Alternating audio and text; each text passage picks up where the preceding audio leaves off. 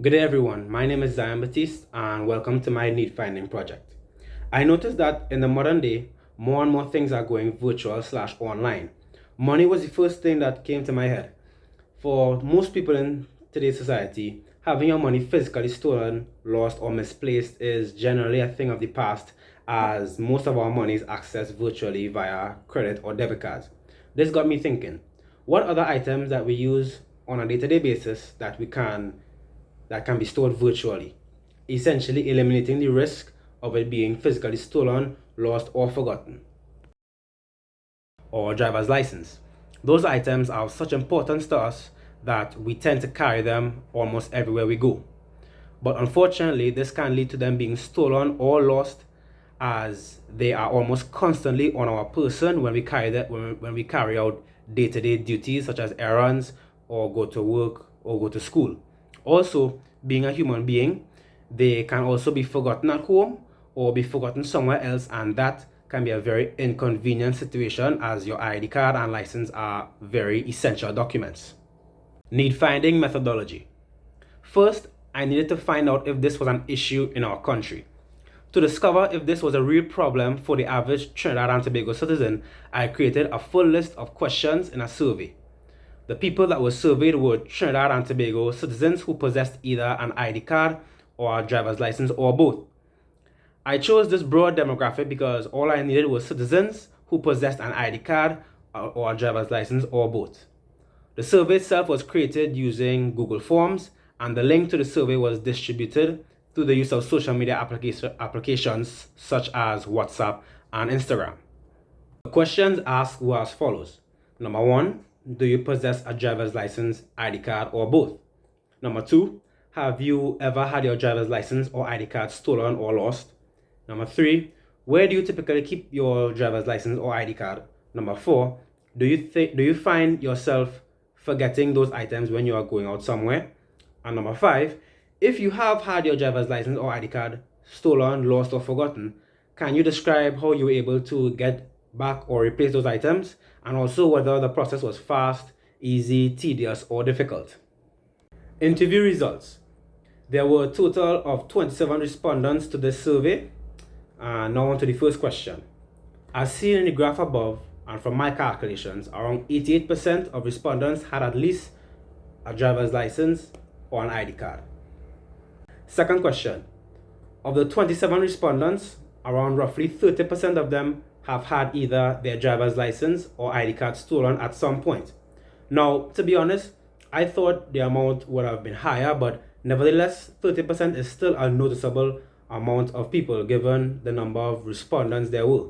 I can only imagine how this statistic might have looked with more respondents, and in my opinion, this is enough to warrant a change in the way we carry our important national documents. Question 3. Out of 26 respondents, roughly 65.3% keep it in their wallet, 23% keep it in their purse, and the remainder keeps it in either their pockets, their bag, or their handbag. Why is this information so relevant?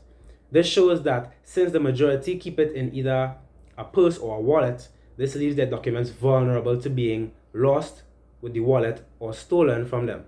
Picture this. You put your ID and license in your wallet, and unfortunately, a criminal wants to rob you of your money that you also keep in your wallet. Even though the criminal most likely won't have any use for your ID and your license, it is still stolen regardless as you hand over your wallet to the thief. A second scenario is you losing your wallet or your purse in a taxi, for example, which does happen to a lot of people. Fourth question. Out of 27 responses, 33.3 said yes to having forgotten those items in the past.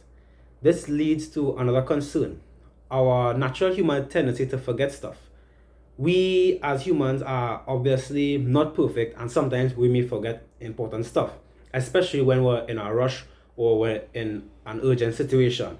Having your ID and license in a physical form opens up the possibility of it being left at home when you're going out or being left at another location, the latter leading it to being lost. Fifth question.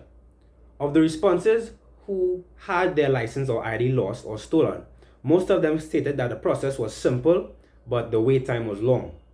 This was the common theme amongst the people who have had those items lost or stolen. the process being simple but just tedious. Here is a response written by one of the respondents. The process is a bit tedious as requires making a report to the police, filling out forms, and reapplying for the card. Analysis. Based on the results, I was indeed surprised that there were not more people that have had their license or ID lost, stolen, or forgotten. What did not surprise me, however, was that the overwhelming majority had those items stored in either a wallet or purse. As stated earlier, those items are typically targeted by criminals in public areas, as they are also where most people would keep their funds and their credit and debit cards. I expected the results of question number 5 to have a lot more people having issues with our system of recovering our IDs and driver's license when they got theirs lost or stolen, but there were actually a few of them who have had little to no issue getting back duplicates of the lost and stolen items. Even though there were also a fair amount who did indeed have issues to get back duplicates of those items, such as the wait times being long, I honestly thought that there would have been more people with issues than what was discovered by the survey. Empathy map. The interviewee says, long process to apply for appointments, but on the other end of the spectrum, another said that it was easy to get back my license. Interviewee thinks the process is a bit tedious.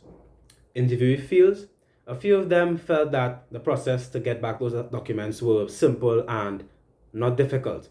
Those were the users who have had little to no issues with the process. Interviewee does. I reported it and took about 3 weeks to get it back, or went back home, was stressful. I assume this was someone who most likely just forgot their license at home.